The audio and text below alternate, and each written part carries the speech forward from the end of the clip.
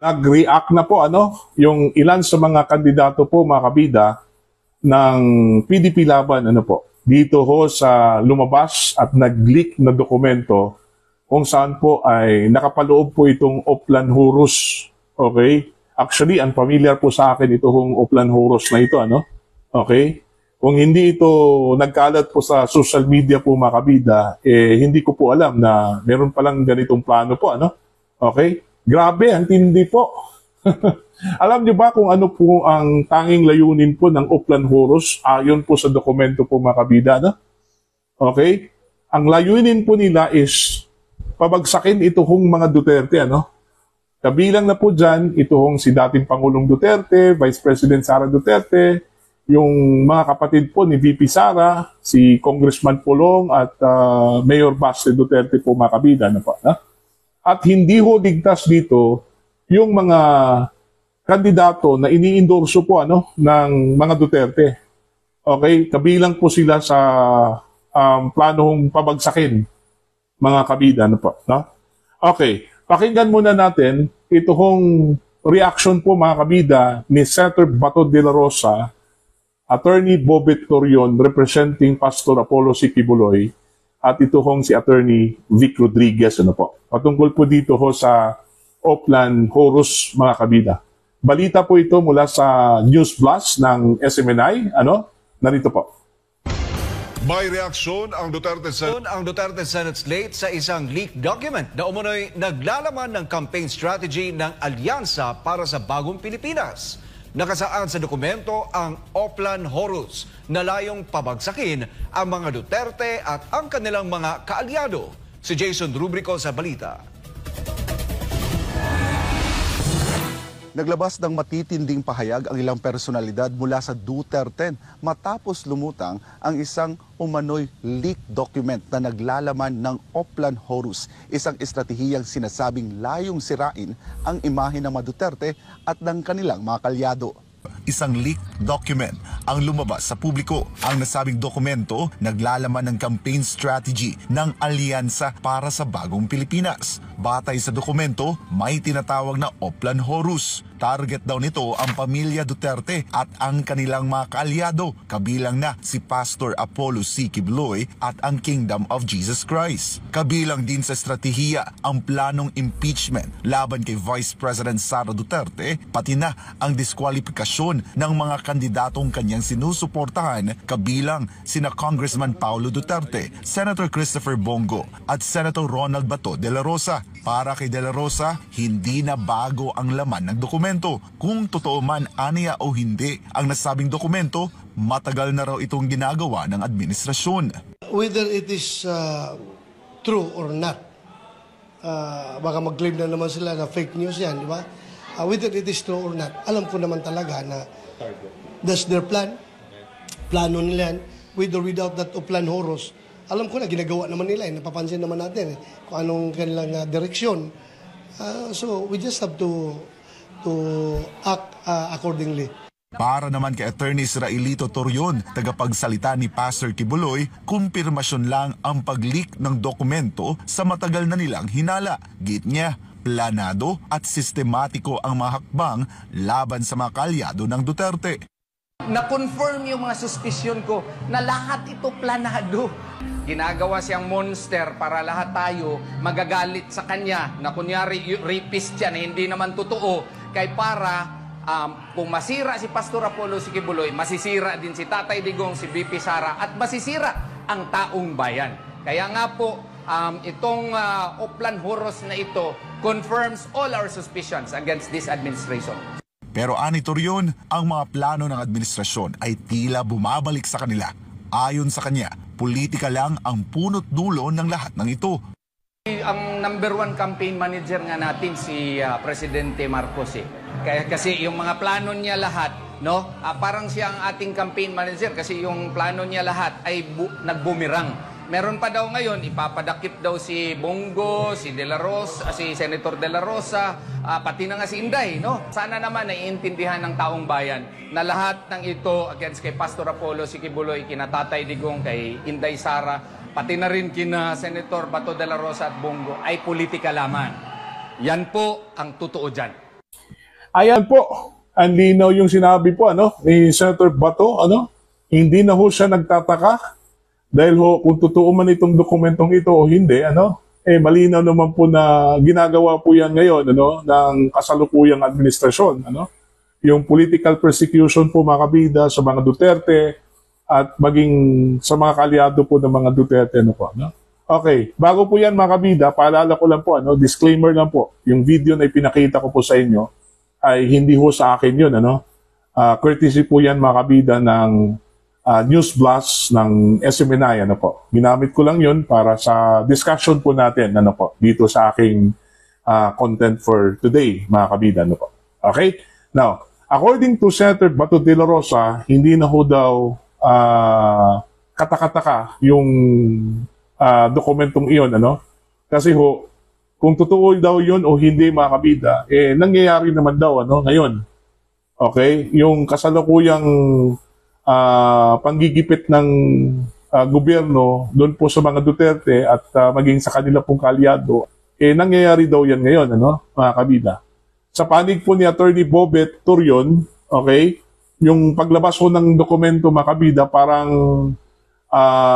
confirmation daw yun, na talagang nangyayari po ito.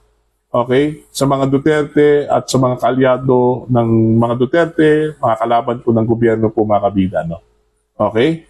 Now, babasahin ko lang po, ito hong kumalat na dokumento po mga kabida, ito hong sinasabi po nilang Oplan Horus. Okay? Actually, ang Oplan Horus po is part lang po dito ho sa mid-election final campaign sprint action plan po, nang accordingly, mula daw sa Alyansa para sa Bagong Pilipinas. Okay? Ito po, actually, parang minutes ata ito sa meeting po ng Lakas CMD. Alright, nangyari po ito Tuesday, April 22, 2025. Alright, kanila pong meeting schedule, arrival of participants, opening remarks, message of commitment, and then closed door meeting in action planning. Ayan, ito po, ang Oplan Horus mga kabida. Alright, Oplan Horus. As the leader of Alyansa para sa Bagong Pilipinas, PBBM continues to be attacked and smeared by Duterte's evil forces. His kindness and tolerance should not be exploited by the opponents, and his reign shall defend by every beneficiary of the Alyansa. According to the President's instructions, Lakas CMD will continue to advance the Oplan Horus as a staunch ally to maintain the Alyansa's advantage post-midterm election. Ayan. What we have accomplished. Eto na po. 1 year after the Oplan Horus formulated, the Alyansa has made encouraging progress. We have greatly weakened Duterte's evil force, according to the Oplan Horus. With the optimistic midterm election situation, we are confident that DOTS, meaning Duterte siguro ito, will not be able to challenge the PBBM's leadership before 2028. We have accomplished. Hindi pa po accomplished kasi andyan pa po si VP Sara, Kung hindi po ma-convict po itong si VP Sara sa Senado po mga kabida, talagang magpo-post po ito ng challenge po sa magiging kandidato po ni PBBM sa 2028 presidential elections po mga kabida. Okay, ito po. How to defend? Defend from the attacks sa sinasabi po nilang Duterte evil forces. Number 1, set up a core campaign team to include SP Martin, President Tamayo, Kong Toby, and Kong AG, etc. Number 2, align with more parties. Ensure the centrality of PFP, meaning Partido Federal ng Pilipinas, while align with Lakas, NUP, Nacionalista, and NPC, etc. Number 3, endorse VIP candidates. Kong Erwin Tulfo, Senator Ping Lacson, Senator Manny Pacquiao, Senator Bong Revilla, Senator Lito Lapid, and Mayor Abby Binay, etc. Number 4, raise campaign funds. Ito po. Ito yung matinding revelation po mga kabida, no? Kong Zaldico prepared 8 billion pesos budget to cover rallies and logistics as well as cash and propaganda fees. Okay, mantakin nyo 8 billion pesos yung inilaan po, ano? Para ho sa kampanya po mga kabida ng Alyansa para sa Bagong Pilipinas. Ano? Mantakin nyo saan kaya galing yung pera na yan. Ganun kalaki, ano? Hindi po ako naniniwala na coming from the donations po yun, ano? Okay? Ang duda ko po, baka galing po galing po yan sa taxpayers' money, ano? Buwis po ng taong bayan po mga kabida. Okay? Marami na sanang buildings, roads ang pwede kong makonstruct dyan, ano? Kung totoong galing po galing mismo sa buwis po ng taong bayan ng yung pera na yan, mga kabida. Ano po, no? Eto po. Number 5, use policy tools like exemption of rice tariffs and improvement of uniform personnel's remuneration packages. Number 6, information campaign, reactive social network establishing during 2022 national election and absorb more SOCMED influencers. Eto na, yung kanila pong attack. Kanina, defend yun, ano? Okay. How to attack? Eto po. Number 1, ICC arrest plan. Ito na po yung arrest plan po, ano? Laban po kay dating Pangulong Rodrigo Roa Duterte po makabita, ano po? Okay? ICC arrest plan. PNP, PEDA, HRC, Congress work with Senator Trillanes for ICC investigation to obtain arrest warrant for Duterte and successfully arrested and transferred him. So yun pala. Meron na palang plano ito, ano? In coordination and collaboration makabida ng Kongreso, House of Representatives, by the way, ano? Kay former Senator Antonio Trillanes, ano? Para ho makasecure po sila ng arrest warrant po makabida laban po kay Digong, ano? Ito yung sinasabi po ng Marcos administration, ano? Na hindi ho sila nakikipag-coordinate at hindi ho nila binibigyan po ng credence ito hong International Criminal Court, ano? Pero gusto ho nilang maglabas ng arrest warrant ito hong ICC, mga kabida. Okay? Ito po, number 2, domestic investigation.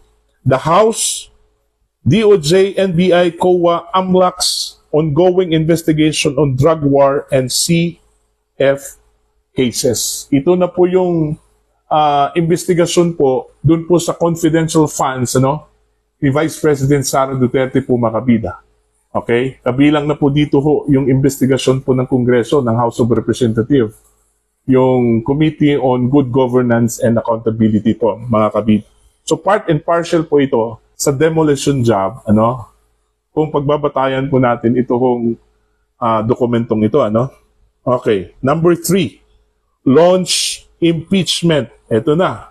Pagkatapos po ng investigasyon, okay, kung ano yung magiging findings po, kunyari meron pong magsampa po ng impeachment complaint dyan po sa House of Representatives, and then iaakyat po yan doon po sa Senate. At fortunately, successful po sila dyan, ano? Kasi ho, yung articles of impeachment po makabida ay nakabinbin po ngayon dyan po sa Senado. Okay? Alright. Number 4, weaken the DOTS Alliance, meaning Duterte, ano? The action plan against Kibuloy and his KOJC is completed. Therefore, squeeze Duterte's campaign funds. Ito na po, no? Yung nangyari pala sa KOJC, ano, nung pinasok po, ano, ni General Torre kasama yung mga police, okay, I think last year po, ano, mga kabida, is part na pala yun sa Operation o Plan Horus. Ano, kung pagbabatayan po natin yung dokumentong ito po, mga kabida, hindi po natin sinasabi na verified po itong dokumento na ito, totoo po ito, no? Basta ito po yung lumabas. At nakapaloob po dito yung plano doon po sa KOJC at saka kay Pastor Apollo C. Kibuloy, ano? Number 5, counter disinformation. Fight back Duterte and KOJC by information campaign on drug war, smuggling, and private military. Ito po. Following strategies and moves. Number 1, speed up impeachment on Senate. Ito yung palagi hong pagpursigi po mga kabida, pinipressure po ng House of Representatives, ito hong Senado, na, uy, umpisahan na po ninyo yung impeachment. Huwag niyong hayaan na sa June 2 pa. Okay? Kailangan ngayon na. Okay? Kahit na po break po ng mga kongresista at saka senador po mga kabida, dahil ho election, gusto po nilang maumpisahan na po ito kung impeachment po, ni Vice President Sara Duterte. Nagmamadali kasi, gusto na po kasi nila ng conviction kaagad.